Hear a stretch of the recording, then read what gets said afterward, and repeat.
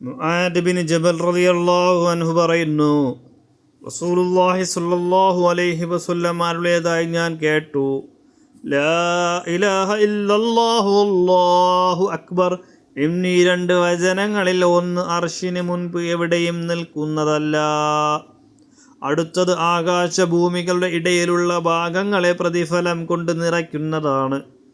ബനൂ സുലൈം ഗോത്രത്തിലെ ഒരു സ്വഹാബി വിവരിക്കുന്നു, സുബ്ഹാനല്ലാഹ് എന്ന് പറയൽ മീസാനിൻ്റെ പകുതി നിറയ്ക്കുന്നതാണ്.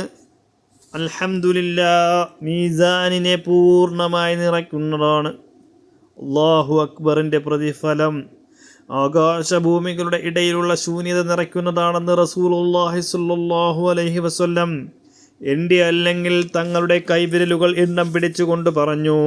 സഅദ് റളിയല്ലാഹു അൻഹു വിവരിക്കുന്നു, റസൂലുള്ളാഹി സ്വല്ലല്ലാഹു അലൈഹി വസല്ലം ചോദിച്ചു, സ്വർഗത്തിൻ്റെ കവാടങ്ങളിൽ ഒന്ന് നിനക്ക് ഞാൻ പറഞ്ഞു തരട്ടെയോ?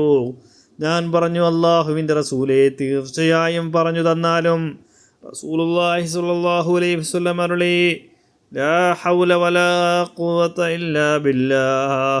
അബൂ അയ്യൂബ് റളിയല്ലാഹു അൻഹു വിവരിക്കുന്നു, റസൂലുള്ളാഹി സ്വല്ലല്ലാഹു അലൈഹി വസല്ലം ഇസ്റാഇൻ്റെ രാത്രിയിൽ ഇബ്രാഹിം നബി അലൈഹിസ്സലാമിൻ്റെ അരികിൽ കൂടി കടന്നുപോയി.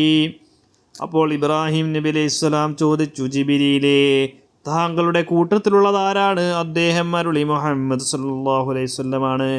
അപ്പോൾ ഇബ്രാഹിം അലൈഹിസ്സലാം അരുളി, താങ്കളുടെ ഉമ്മത്തിനോട് സ്വർഗത്തിൽ ധാരാളമായി വൃക്ഷങ്ങൾ വെച്ച് പിടിപ്പിക്കാൻ പറയുക. കാരണം അതിലെ മണ്ണ് വളരെ പരിശുദ്ധവും ഭൂമി വളരെ വിശാലമായതുമാണ്.